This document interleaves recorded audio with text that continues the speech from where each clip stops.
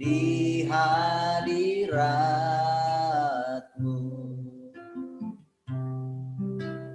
Berkat melimpah ada padamu. Ku dipulihkan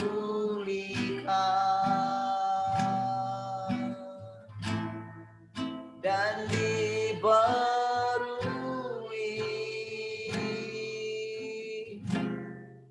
dalam hadirat-Mu.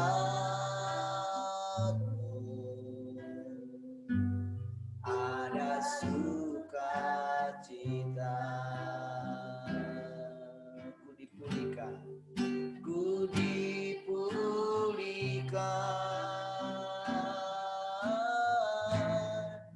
dan dibarui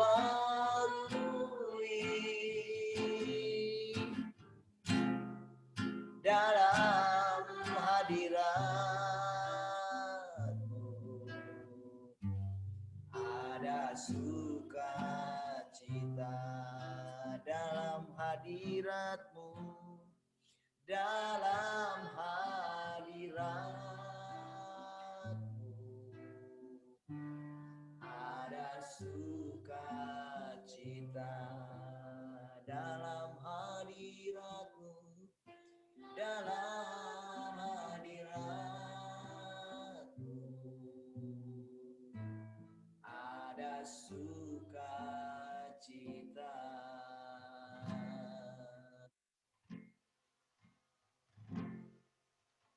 Haleluya. Setiap kali kami datang di hadirat-Mu, ada kedamaian,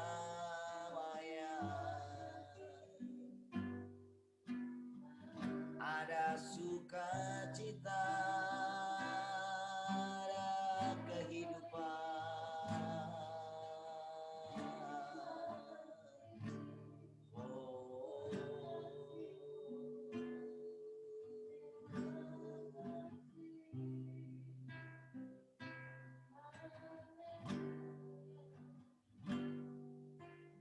Engkaulah kekuatanku, tempat perlindunganku,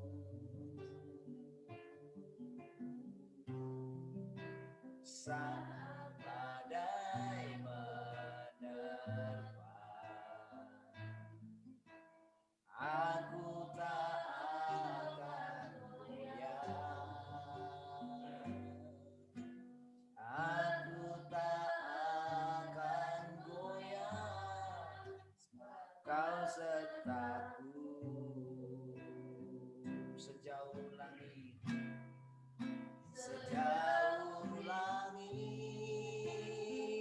dari bumi. Begitu besarnya kasih-Mu, penuhi hati kami yang rindu menyembah-Mu, Yesus. Sejauh langit dari bumi, begitu besarnya kasih-Mu. Kaulah Tuhan, kekuatanku, sukacitaku. Kaulah Tuhan, Kaulah Tuhan, kekuatanku, sukacitaku. Kaulah Tuhan, Kaulah Tuhan, kekuatanku,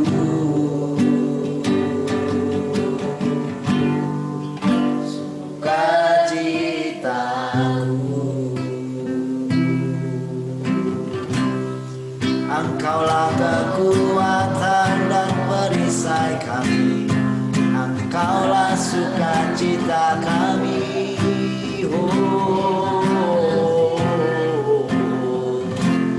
Terima kasih kami naikkan ucapan syukur kami. Terpujilah Engkau selamanya.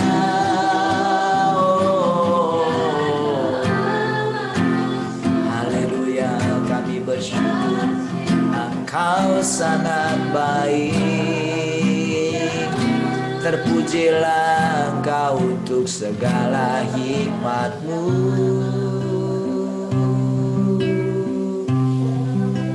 Oh, pekerjaan-pekerjaan-Mu luar biasa. Sekalipun jalan-jalan-Mu tak terselami oleh pikiran kami sebagai manusia, namun Engkau datang sendiri, menjelma di dalam kami, berinkarnasi dalam kami.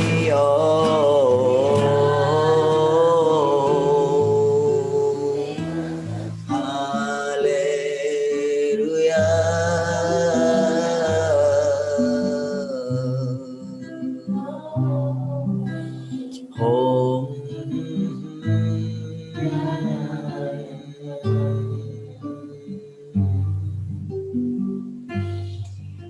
Haleluya, Engkau baik Bapa surga.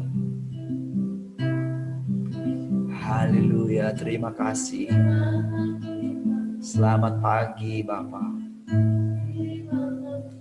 Selamat pagi Tuhan Yesus. Selamat pagi Roh Kudus. Kami bersyukur Engkau terus mengarahkan hati kami kepada kehadiran-Mu yang semakin nyata di dalam kehidupan kami. Engkau bekerja semakin lama semakin kuat. Firman-Mu boleh menjadi daging di dalam kami. Firman-Mu yang adalah Engkau sendiri. Terima kasih Engkau yang memperhatikan kami sejak dari semula, memelihara kami sampai dengan hari ini. Engkau boleh menyatakan diri-Mu sesuai dengan janji. Haleluya. Terima kasih Bapa, terima kasih. Kami bersyukur untuk segala pekerjaan-Mu ini. Haleluya. Haleluya, haleluya. Terima kasih. Kami sangat bersyukur. Haleluya. Mari silakan kembali. Tuhan, Engkau boleh menyatakan isi hati-Mu. Engkau boleh membersihkan kami. Engkau boleh mentahirkan kami. Lewat setiap perkataan-perkataan, Engkau boleh menghakimi setiap kami. Supaya kami ternyata bahwa Engkaulah yang hidup di dalam kami. Biarlah Engkau semakin lama semakin menjelma di dalam kami. Terima kasih. Kami bersyukur. Terima kasih firman-Mu makin lama makin kuat di dalam kami. Terima kasih. Kami bersyukur. Terpujilah nama-Mu. Haleluya, haleluya. Sama-sama katakan amen.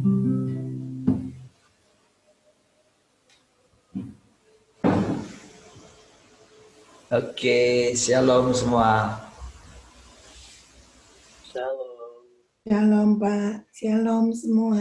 Shalom semuanya. Selamat shalom Pak Johannes Sulaiman. Si Ama kok nggak pernah muncul ya? Ada berapa hari ya? 2. Jangan si Jocelyn belum bangun.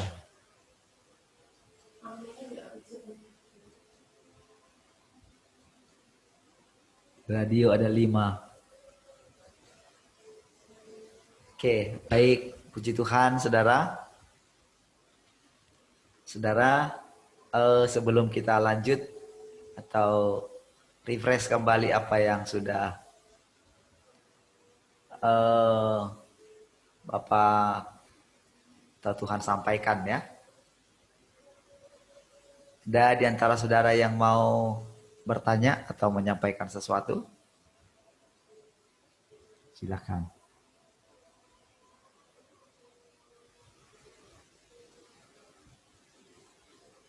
Adakah yang mau bertanya?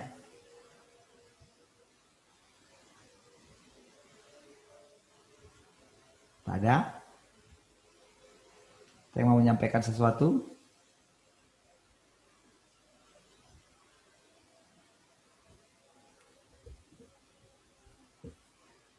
Adakah? One, two, three, satu. Pak, Ya. mau tanya tentang kita itu berada di hari ketiga. Terus kan kemarin Bapak jelaskan tentang merubuhkan bait Allah itu kan, terus akan dibangun dalam 3 hari gitu. Itu bagaimana penjelasannya Pak? Saya belum paham. Oh, ya, rubuhkan bait suci ini, katanya kan?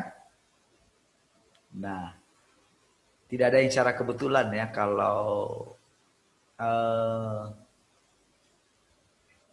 kemarin itu pas ketika itu firman sebelumnya sih sudah sering disampaikan, cuman tidak sejelas ketika pas yang saya bilang usia saya 46 tahun itu ya. Karena kan pada waktu itu kan 46 tahun ini dibangun. Bait bangun ya. Kamu mau bangun dalam 3 hari katanya kan? Hmm. Ya, sebetulnya kan. Nah, eh, jadi memang dia itu memilih ini ya. Saya jelaskan dulu ya, saya jelaskan dulu kita sedang ada di waktu itu ya. Jadi ternyata begini. Jadi ternyata dia buat tepat. Jadi walaupun misalnya saya kan ceritanya ya kan sama dengan saudara kita manusia sama-sama ya, yang berasal dari memang ada wataknya iblis di dalam tinggal gitu ya. Jadi eh, kita kan sama-sama tidak tahu sedalam apa inilah kita yang sudah terbangun. Jadi kan kita ini bait suci sebetulnya. Sudah terbangun dengan dibangun oleh nenek moyang kita. Ya.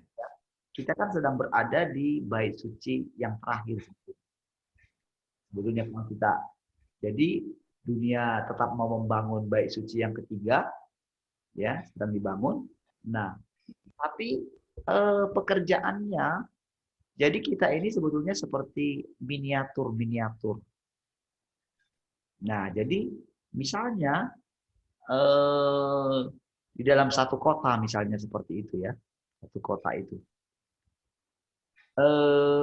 Misalnya seperti di kota ini gitu ya. Jadi dia yang berinkarnasi di satu kota itu benar-benar orang itu akan merasa bahwa benar-benar semua seperti ketika Tuhan Yesus mengatakan dulu, aku tertulis dalam gulungan kitab, katanya gitu kan. Ketika Tuhan Yesus muncul dulu gitu loh. Jadi itu juga akan diulang hal yang sama. Saya jelaskan dulu sebelum saya jelaskan yang tadi 3 hari itu ya, pengertiannya. Ya, pengertian yang 3 hari tadi itu ya. Nah, tapi saya coba jelaskan dulu. Jadi tidak sembarang sebetulnya Tuhan berinkarnasi. Jadi jumlahnya sedikit, tidak banyak, tidak sebanyak yang kita bayangkan. Dia benar-benar berinkarnasi gitu. Jadi karena memang saya jadi ingat kenapa saya bisa nangkapnya begini. Ketika Pak Andreas bilang diserahkan kepada Batam katanya. Sumatera, Malaysia, Singapura. kan? Saya juga kenapa dengan polosnya menangkap saja gitu loh. Padahal kan nggak terpikir. Nggak terpikir, lah itu kan pekerjaan yang sangat besar sekali. Kalau kita pikir-pikir kan, mana? Namun, ketika dalam perjalanan, saya coba ingat-ingat lagi apa yang disampaikan dengan pengalaman pribadi saya. Ya, ketika yang saya bilang di hotel di Jakarta, terus ketika saya dalam perjalanan ke Padang itu kan boleh dibilang Padang ya termasuk kota yang terkunci untuk Injil ya, tertutup gitu.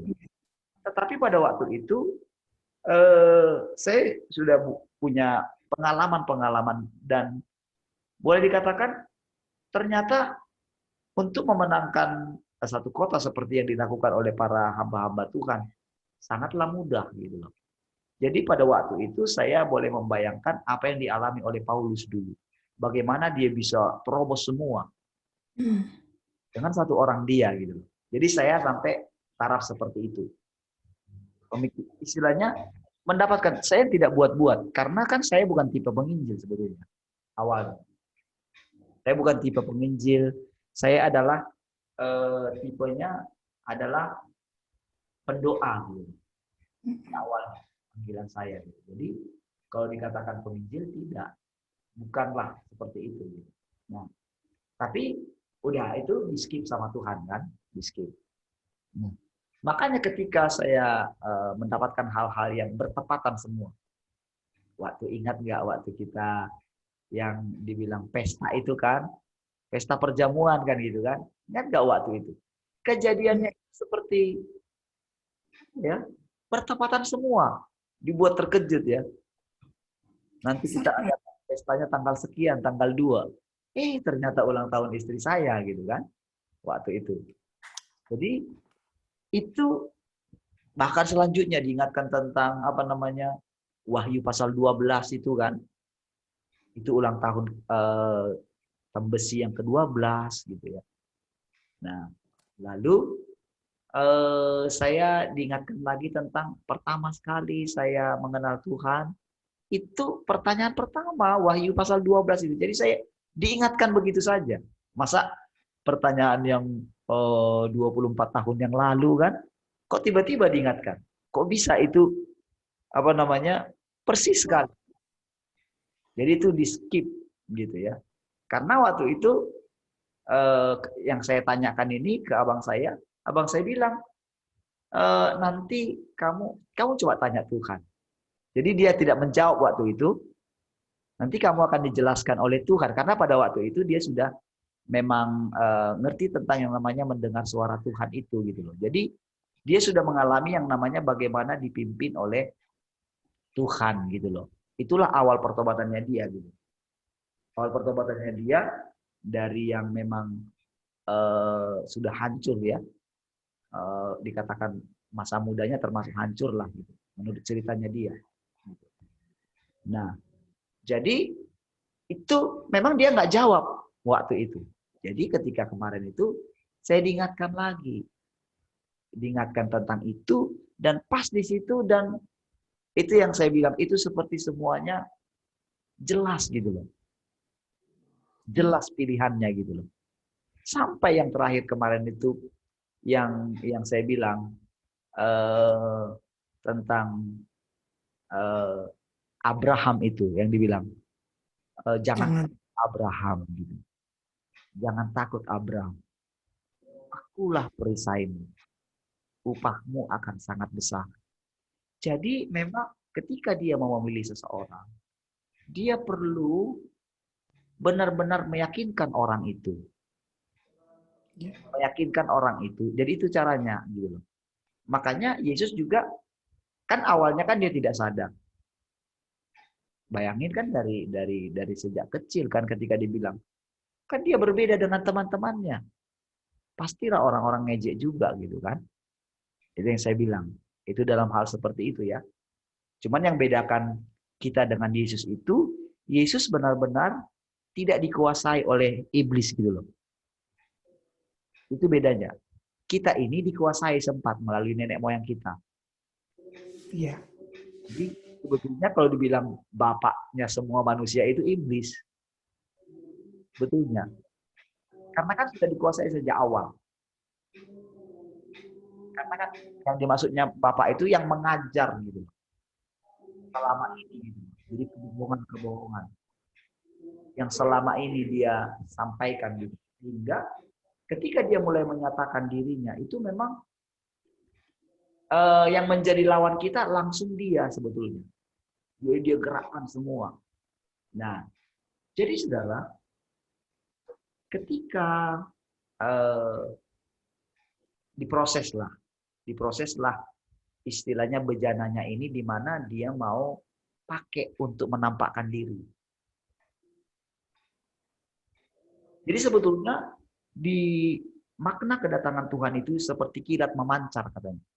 Jadi awalnya muncul di sana, ya di Cina itu gitu ya. Jadi dia muncul itu sekarang dia menyebar. Dia menyebar. Jadi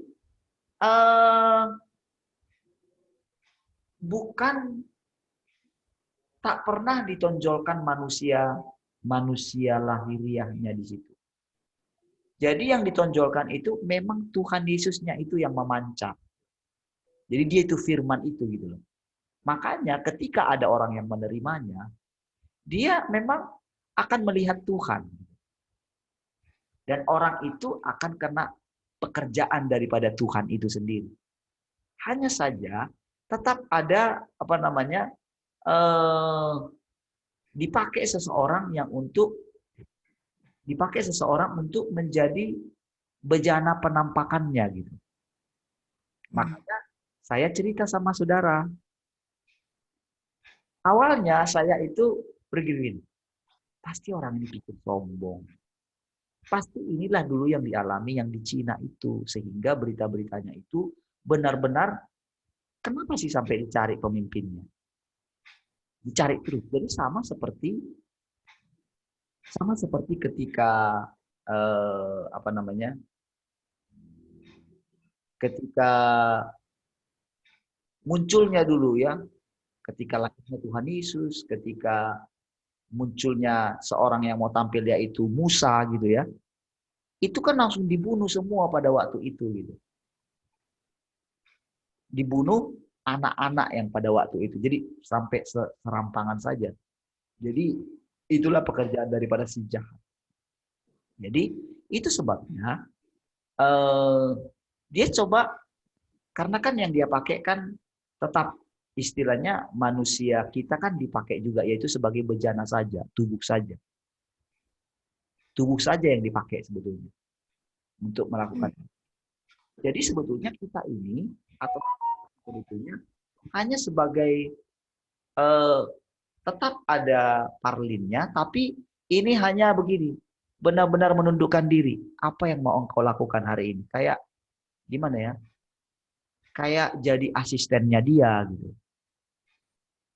Asistennya dia. Jadi bukan, saya tidak menerangkan apa yang mau dia sampaikan. Kalau selama ini kan hamba Tuhan kan dipakai. Jadi dia menyampaikan kepada si hamba Tuhan ini, baru hamba Tuhan ini coba dia ini, baru dia sampaikan begitu. Nabi-nabi juga demikian sebetulnya. Tapi kadang-kadang ada nabi-nabi memang yang benar-benar langsung Allah yang bicara. Tapi dia harus benar-benar kerjain dulu si nabi ini. Jadi makanya ada pesan Tuhan terhadap yang nabi muda itu. Sebetulnya itu adalah untuk menjaga si nabi muda itu. Maaf ya Bu, saya coba ini dulu ya supaya teman-teman juga semakin diteguhkan gitu loh. Sistem kerja Allah. Supaya tidak sama sekali terarah kepada manusia yang sama kita ini gitu.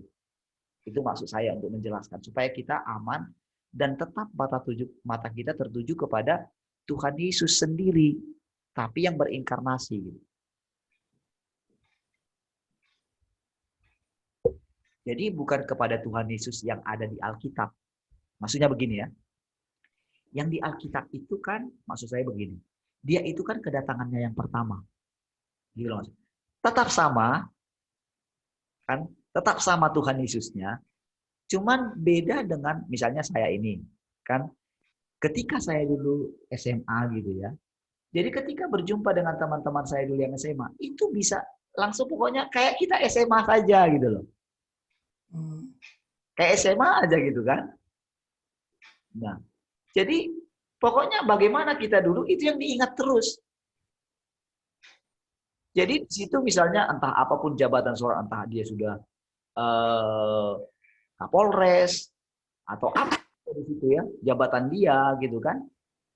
Itu ketika di SMA semua nggak ada yang meninggikan diri, mau dia dokter kah, mau dia pendeta kah, gitu kan. Tak ada. Ingat gitu loh. Nah, kebanyakan sekarang ini jadi yang yang dinantikan oleh orang percaya itu tak jelas. Samar-samar, bayang-bayang gitu loh. Itu akibat dari selama ini mereka ini tidak pernah dipimpin langsung oleh Tuhan. Tidak pernah langsung digembalakan oleh Tuhan. Jadi itu sebetulnya yang membuat langsung frontal. Ya, misalnya ditinggalkan, misalnya apa saja gitu, langsung frontal. Tapi saya sebagai bejananya itu selalu dikuatkannya begini. Kamu bilang kamu sudah mati. Gitu. Kamu bilang kamu mau pergi. Kamu bilang kamu sudah nggak gembala lagi. Sekarang ketika menjadi kenyataan, kok kamu jadi kepikiran? Kok kamu jadi sedih? Berarti kan kamu masih ada. Jadi itu saja yang selalu membuat saya, oh gitu ya. Jadi tidak pernah harus begini. Kan kalau dalam keadaan ini kan harusnya begini. Harusnya saya mengunjungi orang-orang itu, kan? Saya bicara dengan mereka, baik-baik, kayak gitu kan? Itu kalau saya yang tampil. Tapi kan katanya saya sudah mati.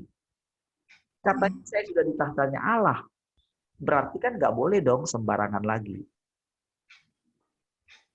Kecuali dia yang mau datang ke situ.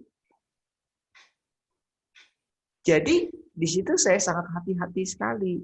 Jadi saya nggak tahu juga kenapa jadi seperti itu ya. Jadi ada anggapan, jadi kita ini sedang benar-benar dibawa kepada dia yang memimpin. Dia yang jadi gembala. Jadi sekarang makanya yang sedang diruntuhkan itu juga adalah sistem yang sudah terbangun selama ini, yaitu gerejanya. Itu yang saya katakan. Kenapa? Bahwa memang kekristenan sejak awal itu bukanlah tidak lagi murni gitu loh. Karena kan sudah menjadi sudah diterima oleh negara gitu. Apalagi di bangsa kita sudah mulai. Makanya sekarang justru yang dipakai para pendeta-pendeta, malahan kan pendeta-pendeta yang jemaatnya besar. Itu yang jadi dipakai propaganda. Sehingga ketika muncul seseorang, itu selalu langsung ditekan. Tetapi ingat, kedatangan Tuhan yang kedua ini bukan lagi ini, saudara. Bukan lagi seperti yang kemarin. Jadi dia ini pada awalnya memang sudah muncul yang di Cina. Makanya terjadi yang di Cina itu penganiayaan yang luar biasa. Oke, penganiayaan yang luar biasa. Yang benar-benar langsung itu kenapa dia munculnya di Cina?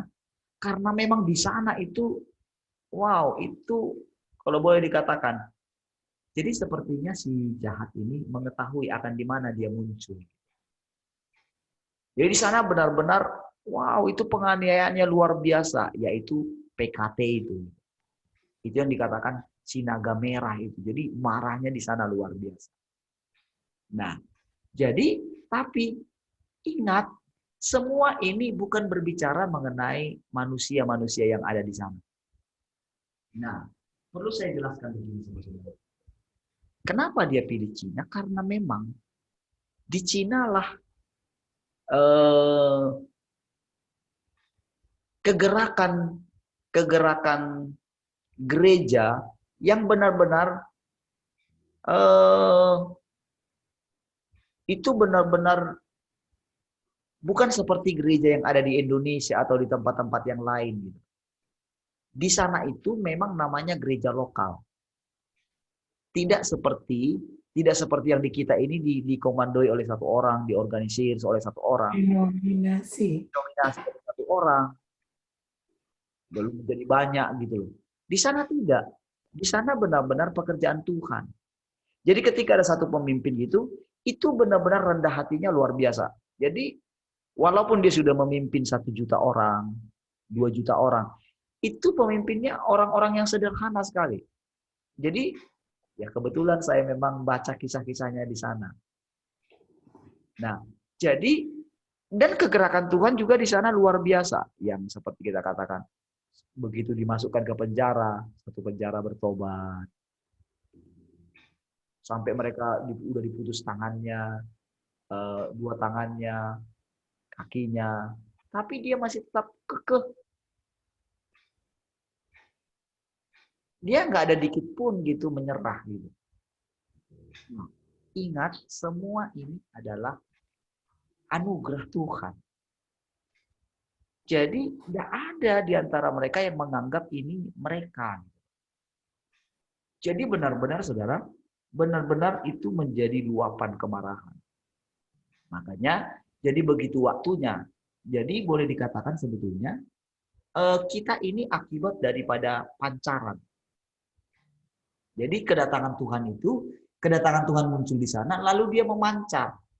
Jadi memancar itu kan berbentuk sinar ya. Tapi bukan orangnya lagi yang pergi. Kalau seperti dulu kan Paulus yang pergi, ya kan? Orangnya kan. Tapi kalau ini roh yang sama, yaitu Tuhan Yesusnya yang datang kedua kali. Dia datang, tapi dia datang itu melalui firman, karena firman yang menjadi manusia.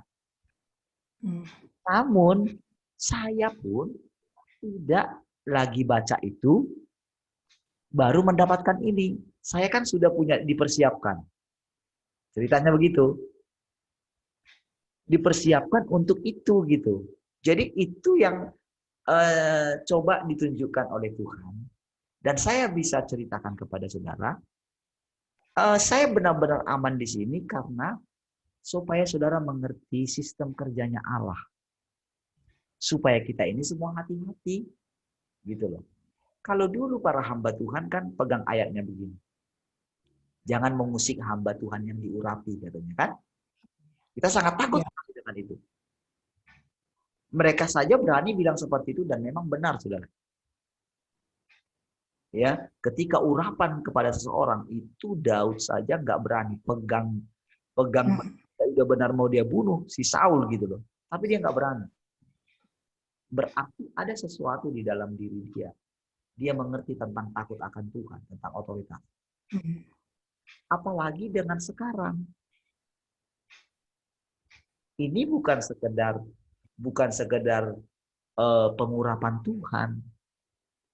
Ini era Tuhan memakai manusia itu sudah berakhir. Tapi dia sendiri. Nah, dia sendiri yang akan membangun. Ya, beda ya. Jadi eranya sekarang, jadi era gereja yang kemarin itu diruntuhkan, gitu loh kira-kira maksudnya. Rubuhkan bait suci ini. Maka aku akan membangunnya dalam 3 hari. Jadi sebetulnya sejak dia bangkit dari antara orang mati itu, ya, sebetulnya sejak dari situ, lalu pencurahan Roh Kudus itu, makanya kan sebetulnya kan pencurahan Roh Kudus itu dalam bentuk sebetulnya Roh Kudus yang bekerja. Nah, tapi sebetulnya jangan buat pengertiannya begini. Roh Kudus itu ibu, tidak bisa. Pas di situ nggak boleh. Makanya ketika yang kemarin itu tidak ada lagi perbedaan antara tidak ada laki-laki dan perempuan. Saudara mesti lihat ini, mesti lihat kalau dia mau jelaskan untuk bahasa kita, bedakan dengan bahasanya Allah. Nah, untuk memudahkan yang ada di Alkitab, dia seperti seorang ibu gitu ya. Dia munculkanlah dirinya, lalu dia berikanlah kita pengajaran itu. Namun ketika yang dikatakan pencurahan Roh Kudus itu, saudara kita nggak bisa bilang itu dia sebagai ibu yang turun, nggak bisa, ya, nggak bisa. Karena begini, karena ketika manifestasi Roh Kudus itu awal di gereja mula-mula, itu langsung mati. Makanya di situ mereka sedang berhadapan dengan Tuhan yang Maha Kuasa. sekalipun itu yang dikatakan tadi Roh Kudus. Jadi Roh Kudus itu artinya di sana adalah intinya Tuhan, kekudusannya Tuhan. Roh Kudus, apalagi bilangnya. Jadi ini bukan berbicara mengenai pribadi yang lain, yaitu Tritunggal di situ. Tritunggal di situ kita nggak boleh membedakan mereka bahwa oh itu ibu, karena kalau kita pakai dia pengertian kita pakai dia ibu, maka manifestasi tidak akan seperti itu. Sama dengan ketika dia bilang dosa terhadap anak bisa diampuni, terhadap bapa diampuni, tetapi terhadap Roh Kudus tidak bisa. Nggak bisa. Lalu kita diberikan pengertian, oh itu ibu yang melahirkan kita. Kita punya gambaran tentang maling kundang kan gitu kan, dia durhaka. Saya dulu dapat gambaran itu soalnya ketika dijelaskan. Nah, namun Allah itu sengaja membuat kita itu mengajarin seperti itu. Namun perkembangan ketika kita mulai semakin sadar, semakin mengerti, maka nanti firman-Nya itu akan makin jelas. Jadi bukan manusia lagi yang menjelaskan kepada saudara, tapi dia sendiri. Makanya saya selalu wanti-wanti saudara, selalu bilangin, jangan lihat parlinya supaya saudara nggak tersandung. Jadi ini mengenai dia, makanya kenapa saya katakan, saya ketika saya langsung diingatkan semua. Ketika pertama sekali saya dipanggil menjadi full timer lagi tahun 2011, kan saya nggak ngerti bagaimana caranya. Karena yang ada gambaran di dalam saya adalah paling sama seperti Pak Andreas. Misalnya mendapatkan kehidupan dari mendoakan orang. Kan itu yang ada di hadapan saya. Itulah istilahnya generasi di atas saya. Jadi pada waktu itu gimana ya? Sementara saya nggak pernah mendoakan orang. Istilahnya di mana diberkati misalnya begitu, nggak pernah. Dan nggak terpikir seperti itu. Untuk mengejar seperti Pak Andreas gimana ya? Jadi ya saya nggak tahu, saya nggak ngerti. Kan pada waktu itu juga saya memang lagi diinikan oleh Tuhan. Pokoknya ada kesombongan di dalam diri saya, yaitu pokoknya ya sudah saya supaya nggak dikatakan orang saya hidup dari pelayanan. Sama. Jadi waktu itu saya tidak sadar bahwa kesombongannya Paulus juga gitu loh. Dia benar-benar nggak mau gitu. Jadi dia bekerja keras gitu ya. Nah itu juga yang membuat saya coba saya bangun pelayanan ini dengan tidak ngambil keuntungan dari pelayanan. Itu sejak awal begitu. Nah jadi di tahun 2011 itu saya benar-benar gini, benar-benar ya sudah boleh dikatakan pekerjaan saya pun seperti seret gitu ya. Itu yang saya bilang itu. Jadi masih ada 2 tahun lagi, rumah saya belum lunas gitu kan. Sudah mau di ini ya. Dan tempat pelayanan kita pun di sini itu nggak dibayar, itu sudah berapa bulan? 6 bulan sudah. Sampai orang yang punya ruko itu bilang ke saya, tadinya kan bukan saya yang bayar, bendahara kita yang bayar. Tapi saya nggak pernah ini lagi cek-cek lagi ke uang karena ya gitu-gitu saja. Ya. Nah, jadi setelah itu jadi benar-benarlah kita mau digusur dari sini, nggak tahu lagi mau gimana. Disitulah yang saya bilang saya menghadap lagi. Lalu dia bilang, bisakah engkau menghadap aku tanpa bawa masalah? Jadi dari situ sebetulnya saya sudah banyak sekali belajar gitu, langsung gitu. Dan tidak diajari oleh siapapun gitu. Nah, jadi sampai ketika saya kan nggak mau sebetulnya jadi ketua RTM waktu itu. Itu dan nggak ada, ya nggak terpikir lah karena pada waktu itu udah mau dilanjutkan sama Pak Denny kan, ada Bu Rahel waktu itu. Ingat sekali kan keadaan itu kan. Ceritanya kan sudah aklamasi sebetulnya Pak Denny.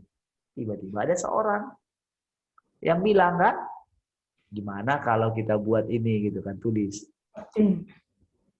Lucunya semua cuma satu orang. Itu pun bukan Pak Denny, malah pilih saya juga gitu. Nah, tapi kan saya nggak bisa tolak lagi kan. Lucu kan? Karena pada waktu itu kan saya gembala. Saya ingat waktu itu, tahun 2012. Ketika saya memperkenalkan diri saya menggembalakan gereja, saya ingat waktu itu, Pak Ferry itu gimana gitu ya. Jadi pokoknya janganlah campur baurkan pelayanan gereja, penggembalaan dengan RTM, karena masalah selalu begitu. Tapi selama kepemimpinan saya waktu itu benar-benar bisa gitu loh. Dan lucunya, walaupun orang tahu saya itu di RTM pengikutnya Pak Andreas, tapi nggak ada yang berani ini gitu loh. Ini saya ini.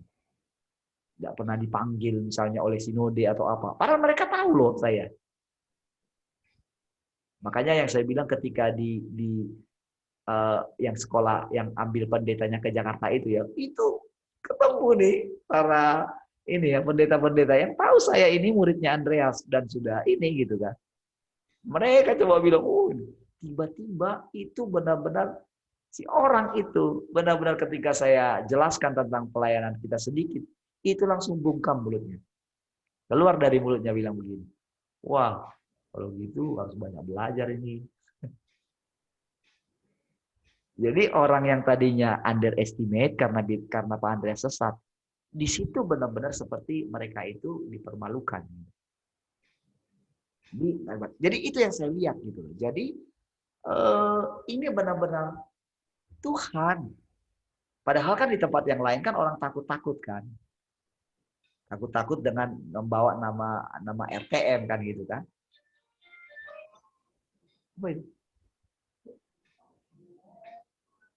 Nah, jadi coba ini saya jelaskan supaya saudara ini lagi semakin kita mengerti apa yang sedang terjadi bagi kita sekarang.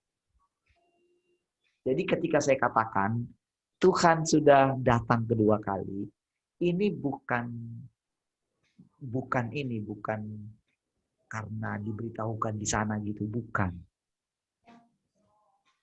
Jadi jangan menganggap. Jadi itu yang dianggap orang seperti saya itu membawa berita. Begitu. Jadi karena misalnya karena menekuni itu jadi terpengaruh gitu, bukan.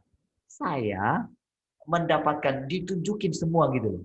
Begini loh, begini. Kan kamu bilang begini. Jadi semua apa yang saya sampaikan itu benar-benar dia bilang begini, akulah yang mendorong kamu mengucapkan itu gitu loh.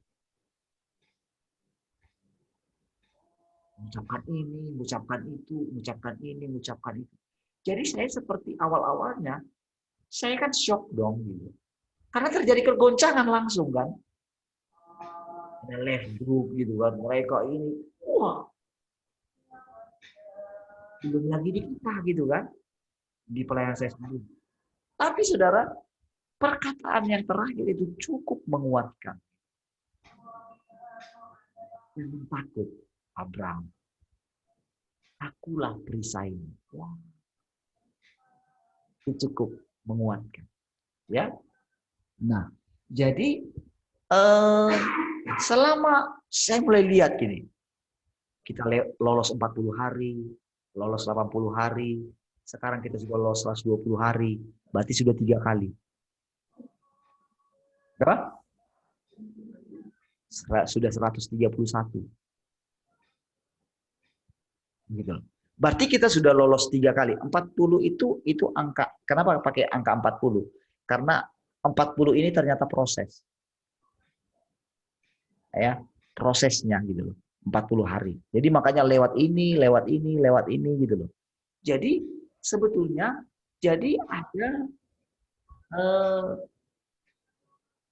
ada batasan-batasan waktu yang dibuat oleh Tuhan. Oke? Kenapa saya bisa jelaskan sama saudara bahwa sebetulnya Tuhan sudah datang dari dulu. Dari dulu dia sudah bangun. Dan makanya Paulus Jadi ketika awalnya itu, dia sudah sebetulnya harusnya itu sadar bahwa berhentilah, bukan kamu yang kerja loh. Jadi harusnya ketika di penghujung hidupnya itu, dia nggak perlu kecewa orang-orang meninggalkan dia. Harusnya dia seperti Yohanes. Aku harus makin kecil, dia harus bertambah besar. Jadi disinilah para hamba Tuhan tidak mau menyerahkan. Jadi selama ini Tuhan sebetulnya bekerja dalam mereka. Tapi karena mereka melihat hasil pekerjaan itu, mereka berpikir itu mereka. Inilah yang membuat mereka tidak mau menyerahkan. Dengan alasan apa? Nanti kamu tersesat. Jadi mereka ini tidak mempercayakan bahwa Tuhan sanggup mengajar mereka langsung.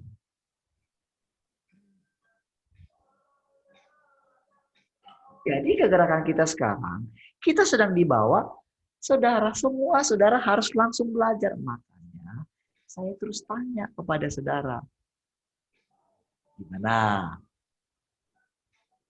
Apa yang sedang dikerjakan dalam hidup kalian? Apa yang sedang terjadi? Bagaimana pengalaman kalian?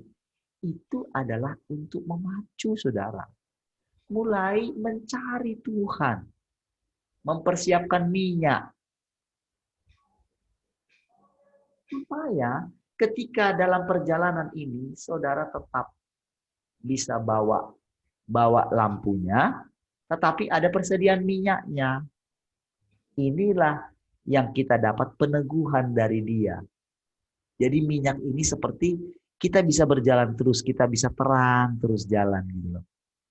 Ada persediaan minyak soalnya.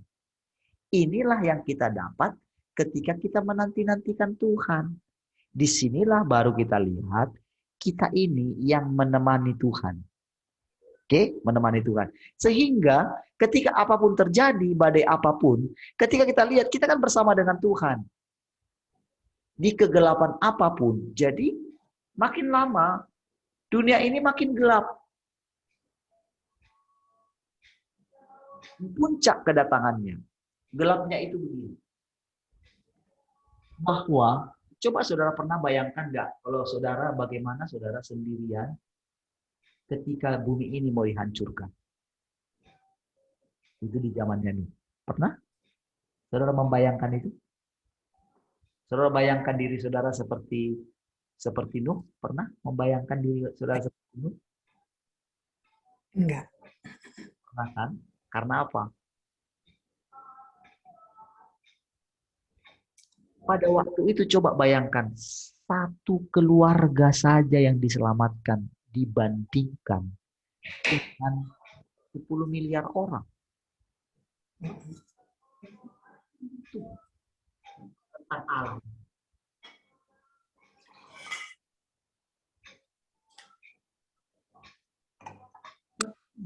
Ketika ada seorang Panglin yang terus mengucapkan dia mau lari dari pelayanan, dia meninggalkan pelayanan. Karena apa? Bahkan mau tinggalkan keluarga.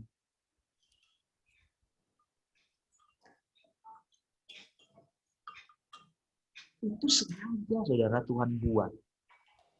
Sengaja saya itu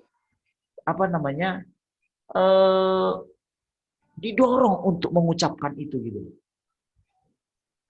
Jadi itu bukan karena memang dipakai karena saya kecewa gitu ya dengan pelayanan ini gitu. Saya sudah tunjukkan sejak awal, tapi kenapa ya?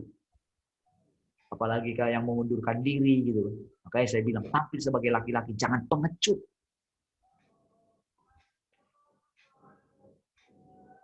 Ayo kita bicara. Makanya apa yang saudara bingungkan tanya. Makanya karena saya sangat hati-hati jadi dalam saya mengikut Tuhan selama ini saya ditunjukkan begitu. Makanya kalau yang saya suruh itu yang lakuin. Jadi jangan lancang. Jadi lucunya semua orang cari. Dapatlah berita-berita hoax tentang pelayan yang di Cina itu, tentang kemunculan Tuhan yang di sana itu. Terus perempuan yang dibilang, itu kan yang langsung muncul. Wah, itu pendeta-pendeta semua. Wah, ternyata sudah banyak sekali. Akan muncul. Jadi, tahu nggak penipuannya itu ngeri sekali. Saking mereka mau bendung itu, wah itu banyak sekali berita tentang si orang itu. Si perempuan itu sudah lari kemana lah, sudah mati ditabrak lah, entah apapun itu. Tahu nggak? Memang sudah sampai sejahat itu. Ingin membunuh karakter seseorang. Oh, itu kerjanya di sana sudah ngeri sekali. Namun kan, yang didengar orang kan, ketika orang mendengar, itu yang disebarluaskan. Makanya saya nggak tanggapi lagi ketika orang mulai munculkan yang ketika di LRU itu. Sehingga teman-teman yang lain itu lihat semua. Tadinya saudara, saya anggap tulus mereka. Tulus mengikut Tuhan karena mereka pencari Tuhan. Tapi begitu saya menyampaikan, mereka nggak tahu ceritanya, kenapa nggak tanya sama saya ya? Tetapi itu diizinkan, saudara. Saya tidak berusaha mengklarifikasi terhadap mereka. Saya tidak telepon mereka. Ya, saya tidak klarifikasi. Tak peduli. Biarkan mereka ngomong apa. Itu urusan mereka. Ternyata mereka melakukan pertemuan. Mereka bilang begini, bilang begitu. Saya tidak klarifikasi. Keluar satu-satu live group gitu. Saya tidak klarifikasi. Bahkan yang terakhir, yang siantar itu, padahal baru semalamnya itu baru 2 hari itu, wah dia telepon saya, kenapa sih Bapak merasa sendirian bla bla. Dia ucapkan bagaimana pembelaannya terhadap saya. Baru dia bilang, besoknya live group juga.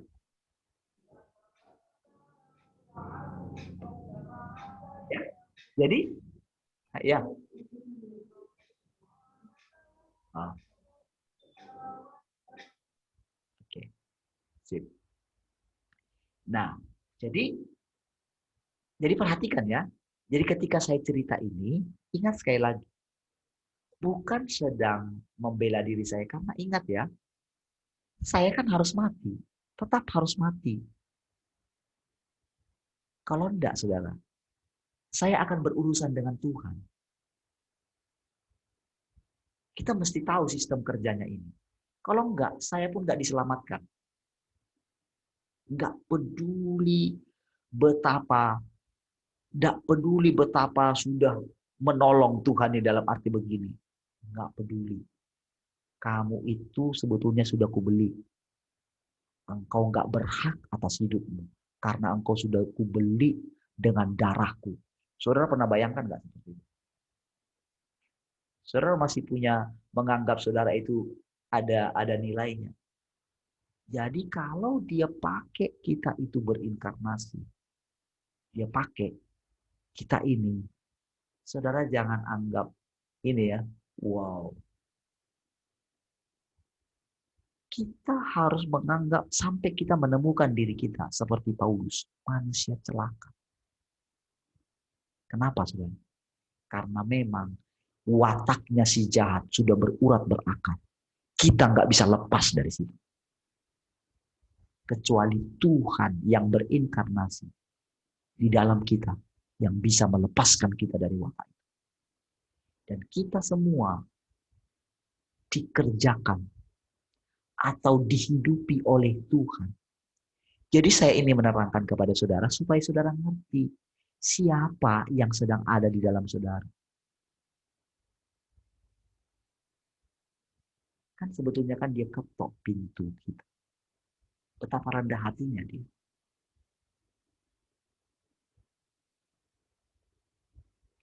Lalu dia tunggu kesadaran kita dari segala kesibukan kita selama ini yang dibuat sibuk oleh dunia ini.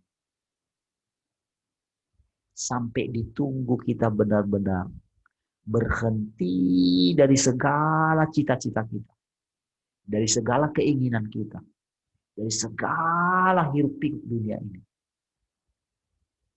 supaya kita datang sendiri. Dia perhatikan kita terus, kan? Namun setelah dia masuk, saudara, terangnya itu mulai memancar. Dia terangilah kita. Dia tunjukkanlah sisi-sisi gelap dalam hidup kita. Seluruh dosa kita yang dulu. Bukan sejak kita dilahirkan baru. Bukan.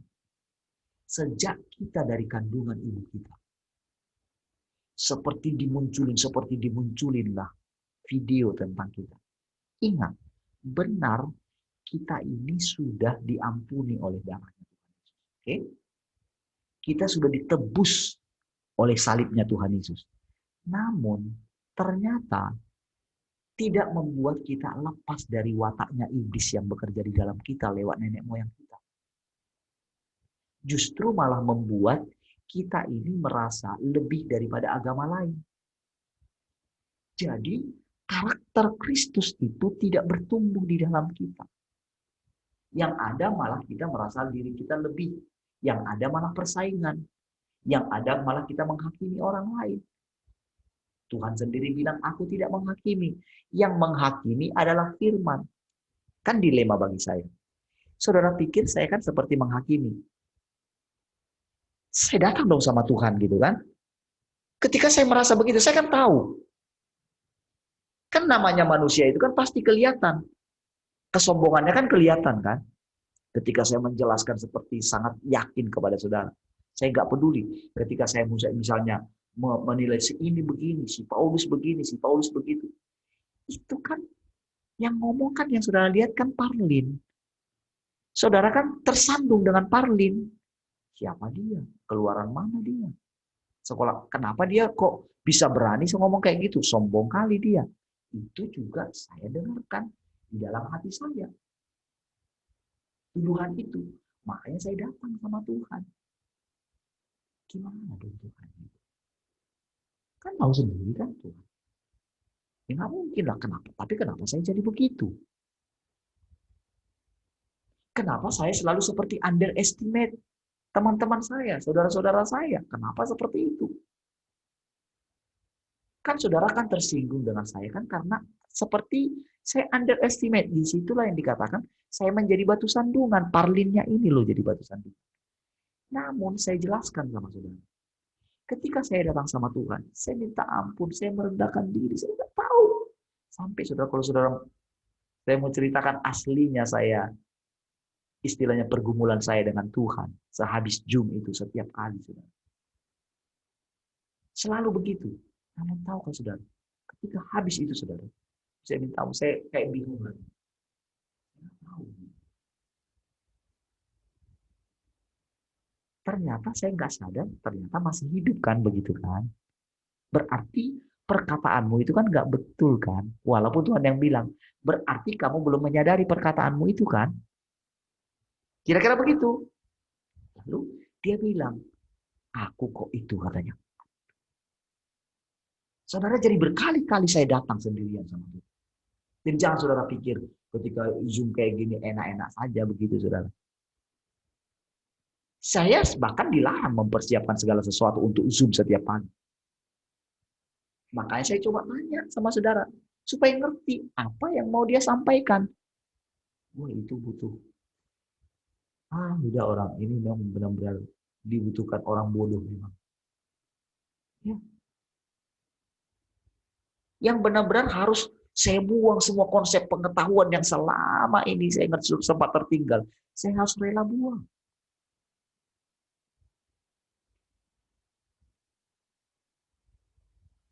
Jadi saudara, entah kenapa saudara, sampai untuk baca bukunya Pak Andreas pun, saya nggak berani loh, sayang.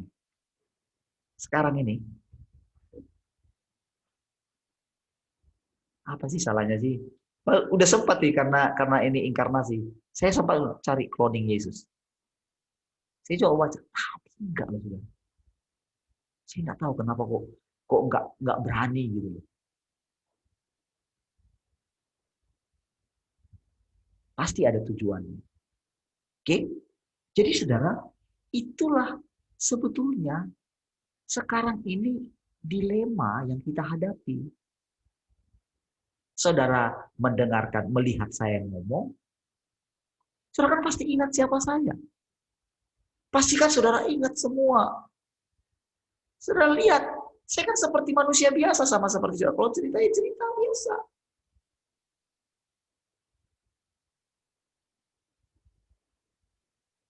Nah, jadi saudara, ketika dia pakai seseorang, saudara, itu firman-Nya harus benar-benar bagaimana sampai berkuasa, sampai ditaklukkanlah. Jadi walaupun dia pakai tubuh ini untuk inkarnasinya dia itu sampai menaklukkan kita ini, menaklukkan manusia lama kita ini, ditaklukkan. Ditaklukkan itu beda dengan apa ya? Ditaklukkan itu dibuat. Jadi bukan dengan kuasa.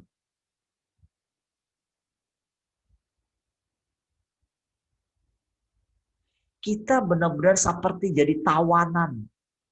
Tapi lebih dari situ lagi, saudara. Kita dibuat benar-benar takluk. Jadi sama seperti Yohanes yang dibawa di Pulau Patmos itu. Semua tua-tua itu melemparkan mahkotanya. Begitu mereka melihat anak domba itu. Jadi anak domba itu bukan sekedar manusia Yesus. Tetapi itu Allah sendiri. Jadi itulah yang membuat mereka itu. Benar-benar saudara. Kan karena mereka itu kan masih punya ekspektasi. Yohanes kan yang bilang sama Tuhan. Ada di ayat yang lain sih orang tuanya yang bilang kan. Ketika ibunya bilang, Tuhan, maukah engkau ketika nanti engkau sampai kepada kerajaanmu, membuat satu anakku sebelah kiri, satu sebelah kanan. Murid-murid yang lain kan marah kan. Makanya Tuhan tantang. Bisakah engkau meminum cawan yang harus aku minum? Yohanes bilang, mereka bilang, bisa katanya. Manusia Yesus itu saudara kaget juga saudara. Tapi dia sudah terbiasa. Ini Tuhan, ini Bapak yang ngomong. Lalu dia bilang begini, memang kamu akan minum cawan yang harus aku minum. Namun ambisi itu tetap ada. Sebetulnya ini sama dengan yang dimiliki oleh Lucifer. Ingin menyamai yang maha tinggi. Ingin punya tahta sendiri.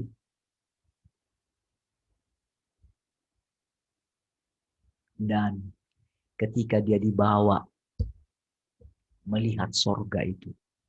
Ketika mereka melihat anak domba yang disembelih itu. Disitulah baru runtuhlah.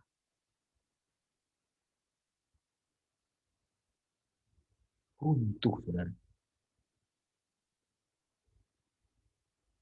Mereka benar-benar aduh.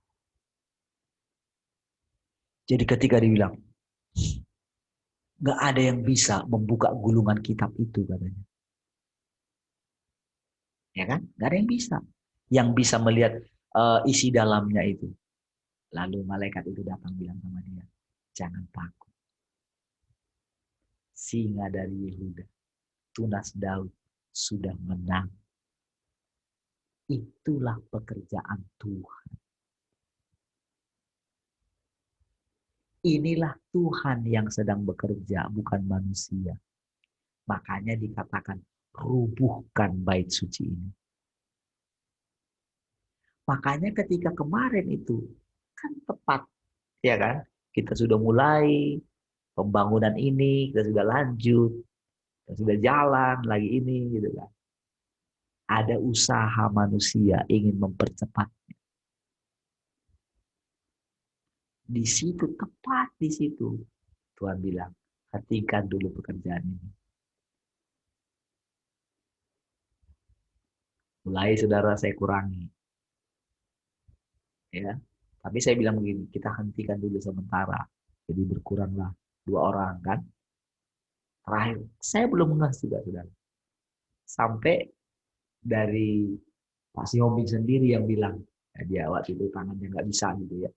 Tiba-tiba saya bilang lah, sebetulnya memang Tuhan sudah suruh berhenti dulu.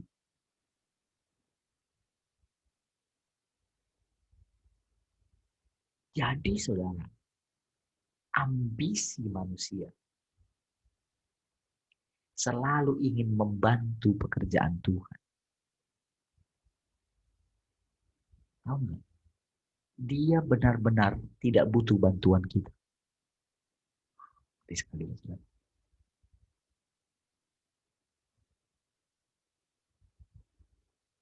Bahkan yang membuat Parlin jadi rela, ternyata itu Tuhan. Yang membuat Parlin bisa ngomong seperti ini, dia juga bukan Parlin. Saya untuk menerangkan inkarnasi Tuhan kepada saudara, ini menurut saya, ini sudah sangat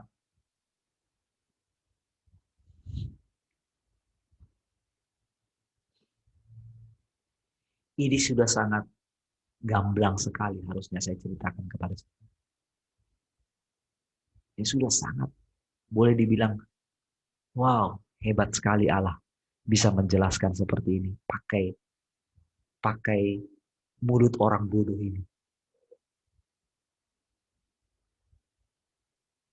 Dan memang kita harus menjadi bodoh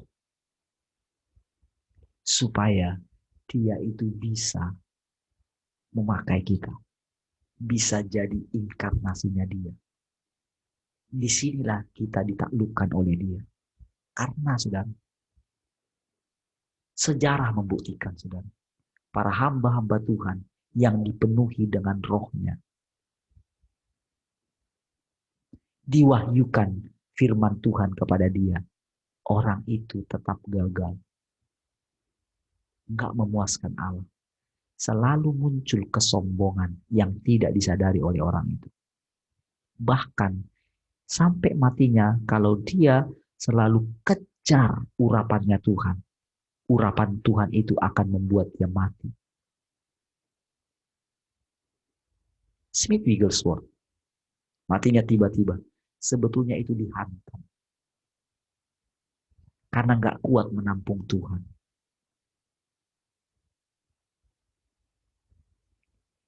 Jadi rata-rata hamba Tuhan itu nggak kuat, nggak bisa menampung, nggak bisa kita menampung Tuhan. Tapi firman-Nya yang menaklukkan kita, yang berinkarnasi dalam kita, itulah yang menyelamatkan kita. Jadi pekerjaan roh, bukan lagi pekerjaan roh atau urapan Roh Kudus kan. Makanya orang yang menantikan pencurahan Roh Kudus ketiga itu benar-benar sudah tidak tahu apa yang mau dia lakukan. Yang menggali kebangunan rohani yang sebelumnya. Mereka terpesona dengan gerakan Tuhan di zaman yang lalu. Itu salah besar, saudara. Dia nggak ngerti.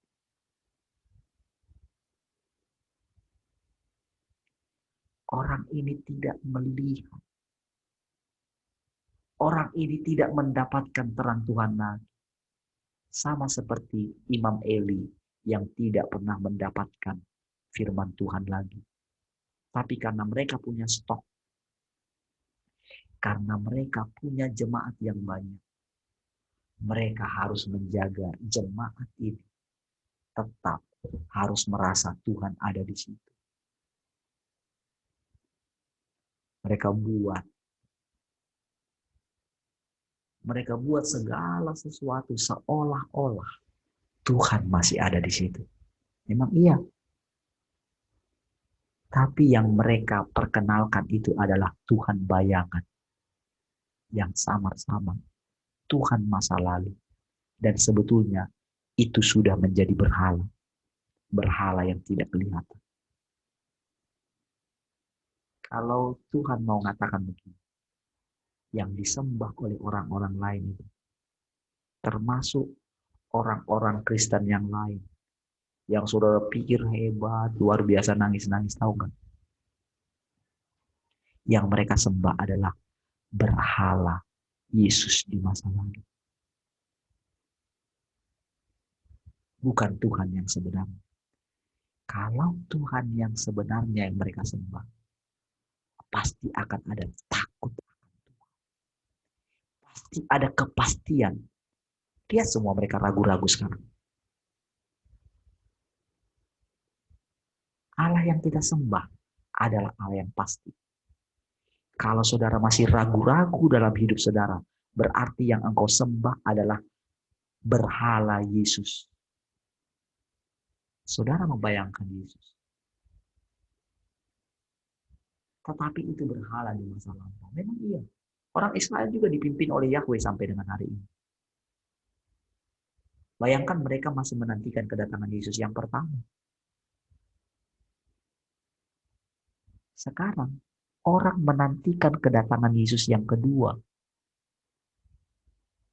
Seandainya mereka tahu Yesus sudah datang kedua kali. Mereka tahu ini bukan informasi, saudara.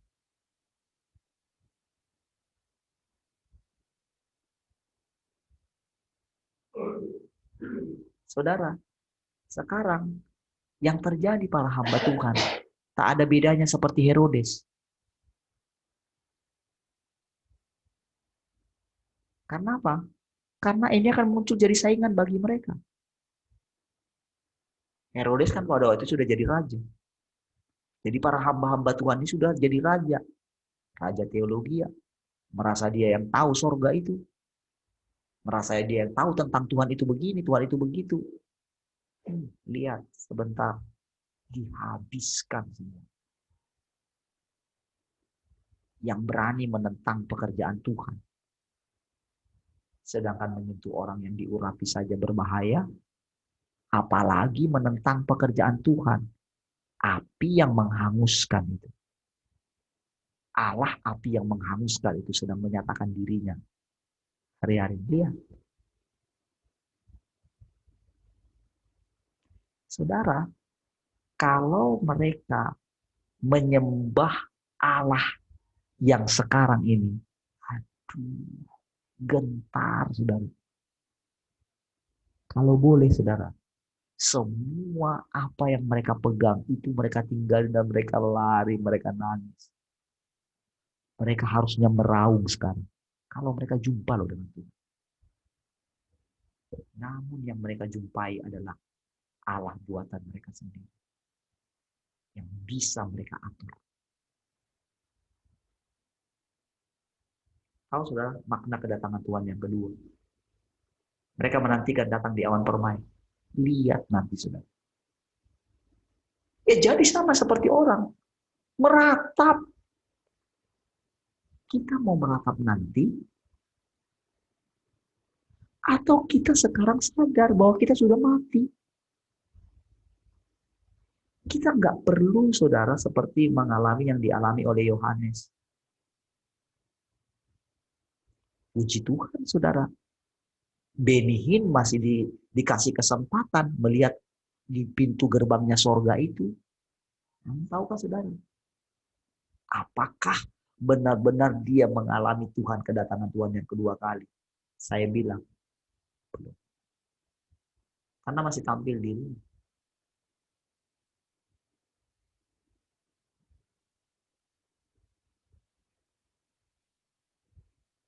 Kelas Benihin loh.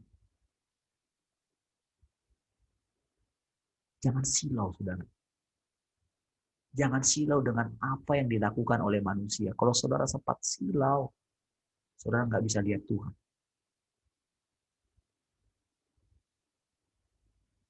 Jadi saudara, makanya saya katakan sama saudara, jangan tersandung dengan parlin. Dengerin Tuhan.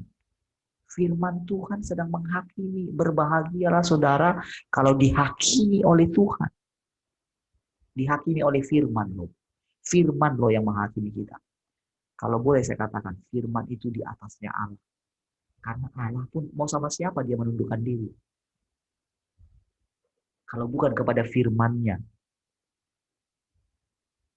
Tapi karena dia di atas semuanya, Tuhan di atas firman itu, saudara. Dia bebas lakukan apa saja. Tapi sekarang pekerjaannya sudah berlanjut.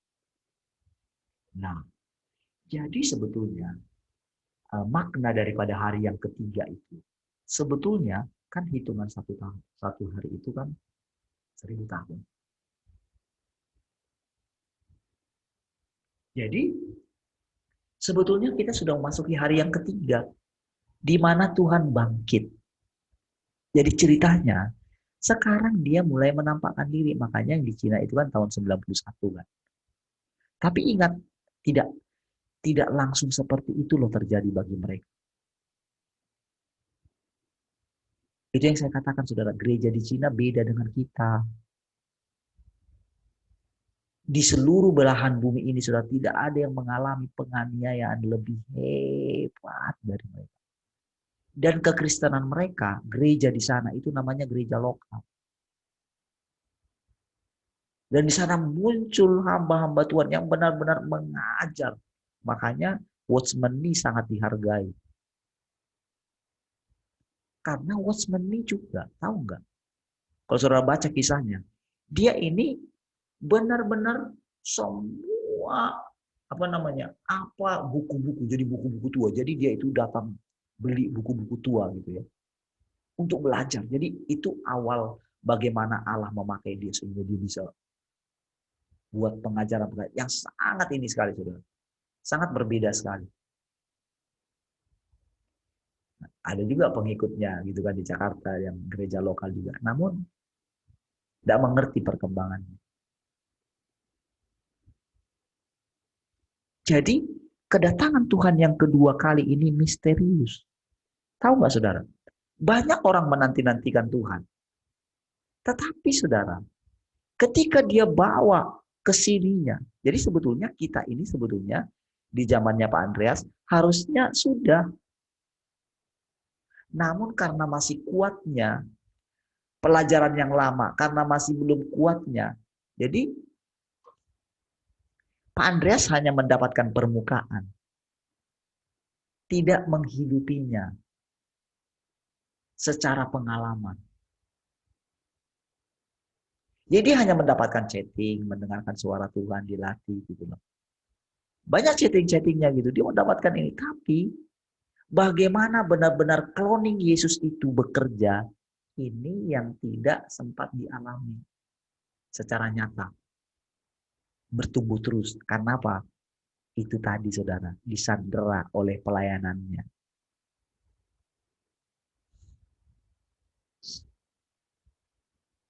Disandera oleh mulai karena ada ambisi yang tersembunyi, yang tidak diketahui, tidak disadari beliau. Yaitu apa? Karena nggak kuat dibilang sesat.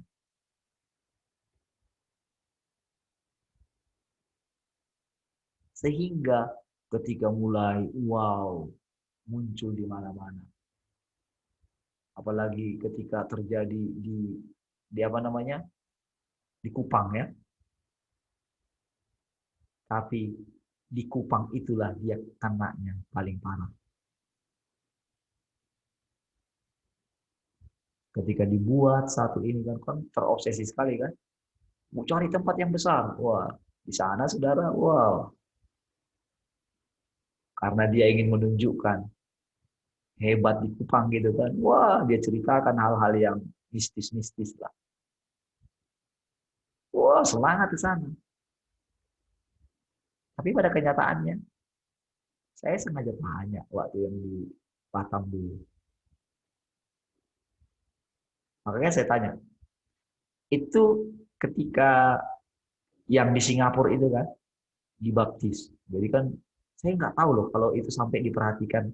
Saya nggak tahu kalau waktu itu Pak Andreas punya Facebook. Saya pikir itu official ya, dipegang oleh siapa. Jadi di situ langsung, jadi ketika dimunculin fotonya, itu langsung gitu, pokoknya karena dibaptis di Percik waktu itu. Jadi benar-benar pokoknya itu harus baptis ulang. Jadi itu dibilang ke saya. Saya nggak nyangka waktu itu. Dan disitulah saya tanya, Pak, si ibu ini gimana? Saya tanya gitu. Dia bawa nama ini enggak? Enggak tuh. Oh. Jadi saudara, jadi ketika sampai di situ saudara, itu disitulah dia benar diserang habis. Saya sampai hari ini nggak berani nonton video yang YouTube-nya itu yang dia diserang habis. Saya nggak berani. Kalau itu saya nggak berani memang. Ada teman yang berani nonton itu, saya memang nggak berani lah nonton. Tapi ternyata kenanya di situ lebih parah. Kena serangan habis sama roh agamawi. Ya, jadi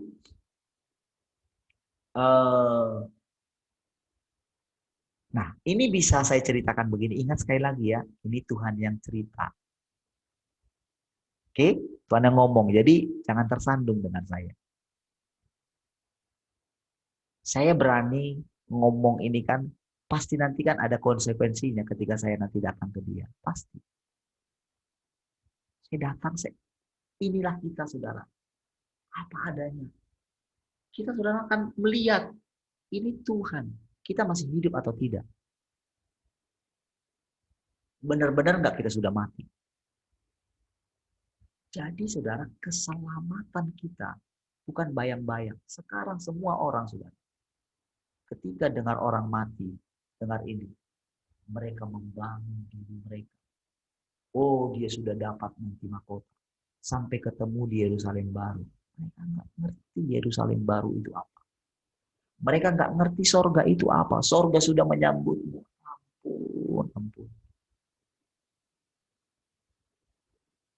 Semua bayangan mereka itu akan buyar ketika mereka benar-benar mati. Buyar semua. Lihat hamba Tuhan sekelas Benny Hinn. Mereka sudah seperti Benny Hinn nggak? Sudah seperti Benny Hinn nggak? Hamba-hamba Tuhan besar yang saudara cerita, siapa saudara yang banggakan? Sudah seperti itu. Sekelas dia gemetar, deg-degan. Itu dia cerita sendiri. Beneran pengalaman dia. Ketika Allah itu mengganggu, menggelengkan kepala. Kan dia cerita di situ. Semua orang deg-degan. Dia yang sudah hamba Tuhan besar deg-degan di sana. Jadi bagaimana sekarang saudara lihat mereka mengagungkan orang yang mati karena COVID.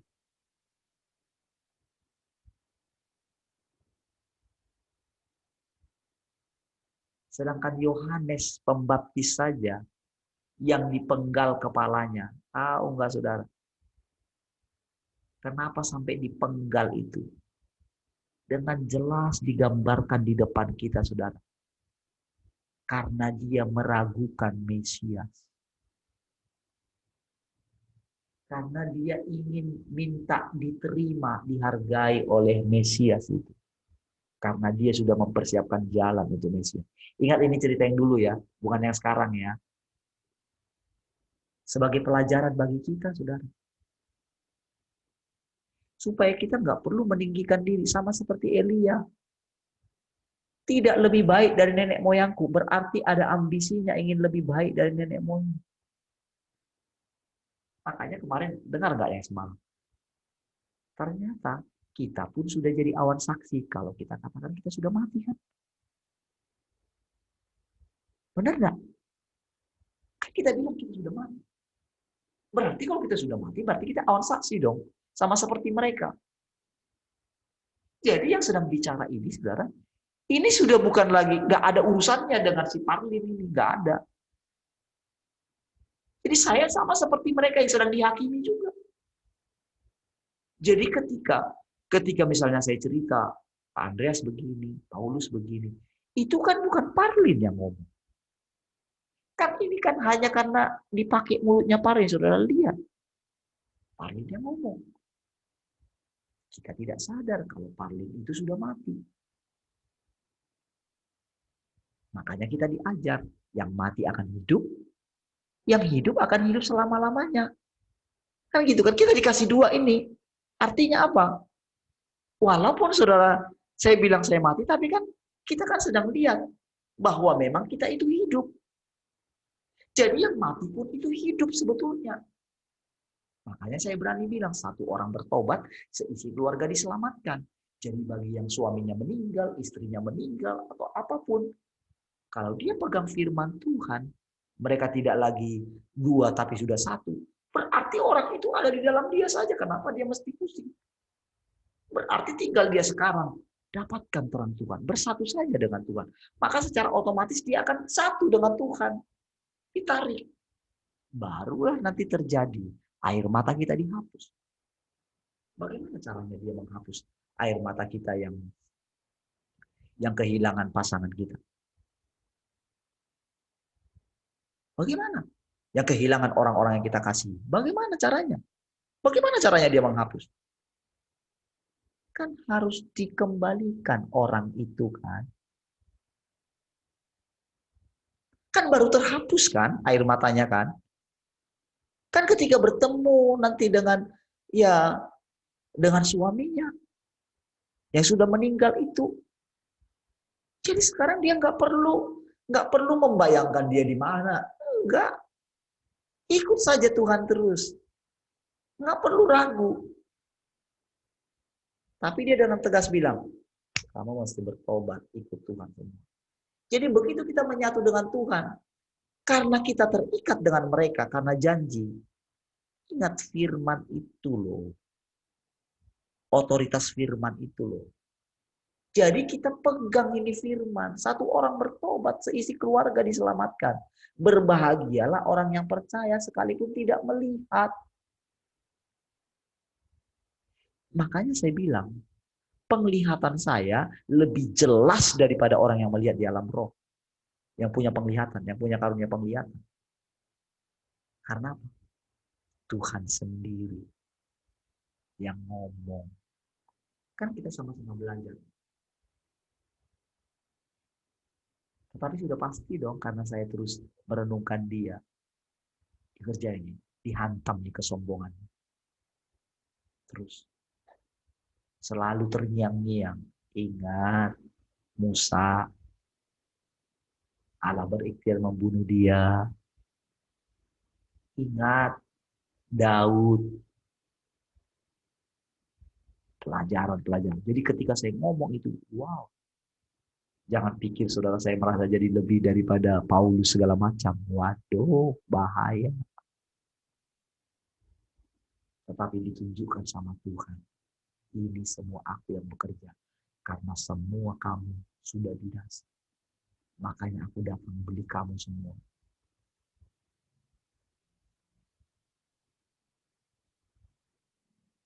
Jadi sekarang kita sudah masuk. Waduh, saya nggak sempat jawab pertanyaannya Pak Nanser ini ya. Tadi ada pertanyaan Pak Nanser ya. Kira-kira Ibu sudah terjawabkah pertanyaan saya? Sudah ya? Harusnya sudah ya? Sudah Pak, terima kasih. Oke ya. Jadi untuk yang Pak Nanser mungkin besok ya Pak ya. Ada pertanyaan tadi saya baca dulu ya. Tanya Pak, apakah Allah orang sebelah beda dengan Allah Bapa kita? Oh, ini bisa saya jawab langsung. Sebetulnya sama. Namun, maksudnya begini, itu Allah masa lampau. Oke ya? Ngerti ya maksudnya ya? Jadi dia sama, jadi sama seperti yang saya bilang. Tuhan Yesus itu sudah jadi Tuhan Yesus yang dulu yang kedatangan yang pertama itu. Sama juga dia. Cuman, kan yang mereka bayangkan itu kan Tuhan yang penuh kasih. Gitu loh. Itu masalahnya. Jadi itu yang dibayangkan mereka. Jadi mereka tidak menerima bahwa Allah Akbar itu sudah menjadi manusia. Itu yang dihalangi oleh si iblis. Sudah naik di atas kayu salib. Itu yang nggak diterima. Nggak bisa terima itu berita itu gitu loh. Jadi kalau mereka menerima sebagai Mesias, makanya saya kan bisa tolong. Kamu panggil siapa Allahmu? Karena saya punya iman di situ. Ya bisa kita tolong. Namun kamu mau nggak? Kenapa hidupmu jadi begini? Kamu mau nggak menerima hidup yang kekal? Kamu mau nggak lepas misalnya dari COVID ini, dari berita yang menakutkan ini? Nah, Allah itu harus tinggal dan bekerja dalam kamu. Bagaimana caranya? Barulah kita bisa cerita. Sebetulnya semua manusia ini sudah berdosa. Kita bisa cerita, kita lanjutin lagi. Tapi orang Kristen pun menyembah Allah. Yang saya katakan tadi, Tuhan Yesus sama kan? Jadi jangan bilang kita beda ya. Sama. Cuman dia sudah datang. Yang gini loh, sudah selesai pekerjaan Taurat, sudah selesai. Makanya orang Yahudi juga panggil Allah Yahweh. Jadi mereka ketat melakukan itu semua. Itulah Allah yang mereka buat dalam bayangan mereka.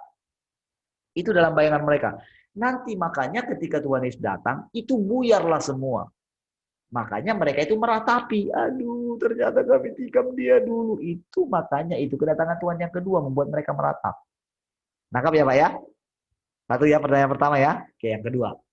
Bagaimana dengan agama lainnya padahal mereka ada yang tulus. Dan kita nggak bisa menghakimi mereka bahwa kita lebih dari mereka. Khususnya yang belum tahu Kristus. Mereka tidak tahu apa yang mereka perbuat. Begini. Nah, nanti di kerajaan 1000 tahun ini, setelah ini kan, jadi nanti di sini, jadi mereka itu tetap dituntun. Makanya mulai ada yang bilang itu si Mahaguru itu yang saya kirim videonya itu. Ya. Jadi dia bilang dia dituntun oleh Tuhan Yesus Kristus. Ternyata kan Tuhan bekerja kan? Sehingga membuat mereka ada yang sampai mereka sudah mengenali yang namanya apa namanya? Apa namanya? Biarlah semua makhluk berbahagia. Iya kan? Itu sebetulnya Allah sudah bekerja di dalam mereka. Itu secara pribadi. Jadi sebetulnya walaupun mereka itu jadi Allah bisa menjelaskan kepada mereka dengan cara mereka, jangan caranya Allah.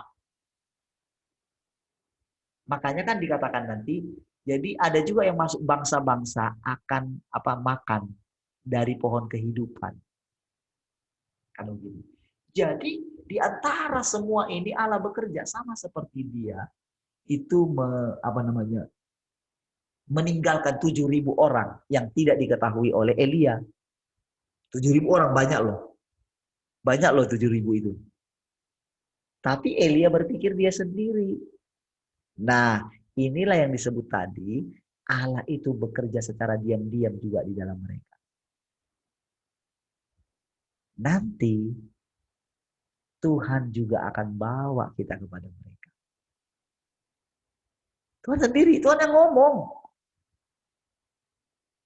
Tuhan yang ngomong. Jadi begini, selama ini manusia itu jadi para hamba Tuhan dipakainya pergi sekarang. Tapi dia bilang kan sebetulnya, ketahuilah aku menyertai engkau sampai akhir zaman kan. Orang dia menyertai.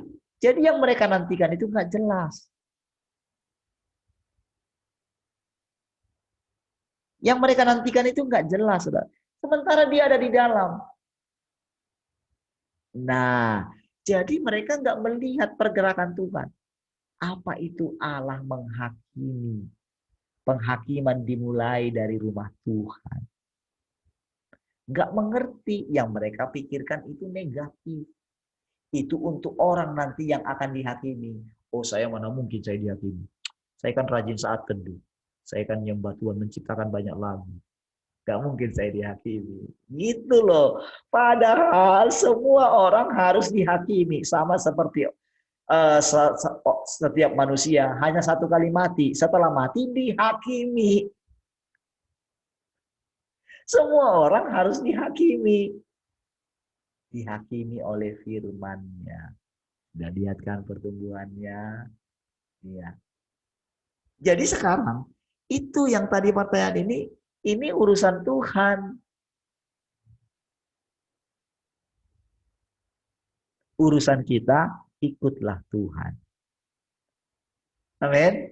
Jadi ada urusan yang nggak perlu kita kepoin, karena kan sudah mati kan. Orang firman Tuhan bilang kok, satu orang, apa namanya, dia tidak menghendaki kematian orang fasik.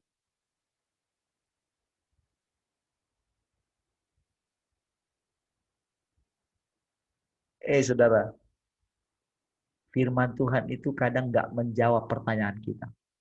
Tuhan, coba lihat murid-murid Tuhan. Dia nggak menjawab pertanyaan mereka. Dia alihkan yang lain. Kenapa? Karena pikiran manusia hanya di bumi saja.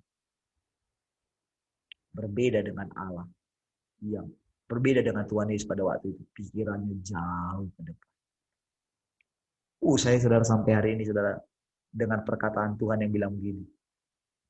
Sudah tiba saatnya permuliakanlah anakmu. Padahal saudara baru usianya berapa? Pelayanan pun 3,5 tahun.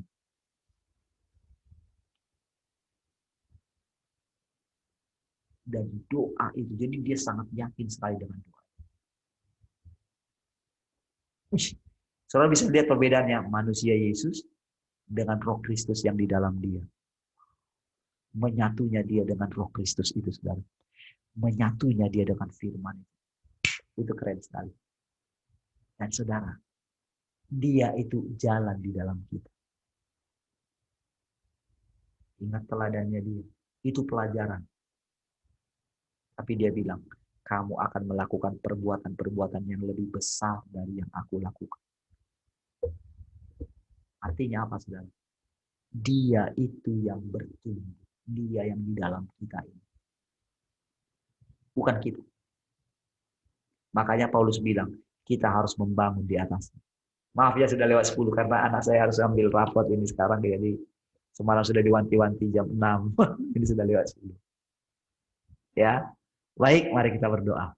Terima kasih Bapa Surgawi, Tuhan Yesus dan Roh Kudus. Kami bersyukur hari ini kami boleh dengarkan kebenaran dari Engkau. Kami bersyukur. Biar semuanya kami menundukkan diri kami di hadapan Engkau. Firman-Mu terus mentahirkan kami. Firman-Mu terus mengajari kami, bahkan menghakimi segala perbuatan-perbuatan jahat yang selama ini bercokol tanpa kami sadari. Kami bersyukur firman-Mu Engkau tuliskan dalam loh hati kami. Terima kasih, kami bersyukur sepanjang hari ini. Kami katakan semuanya indah, semuanya berhasil. Kami lepaskan hidup bagi setiap orang yang kami jumpai. Dalam nama Tuhan Yesus, haleluya. Amin. Amin. Tuhan, saudara. Terima kasih semua teman-teman. Terima kasih, Pak. Terima kasih, Pak.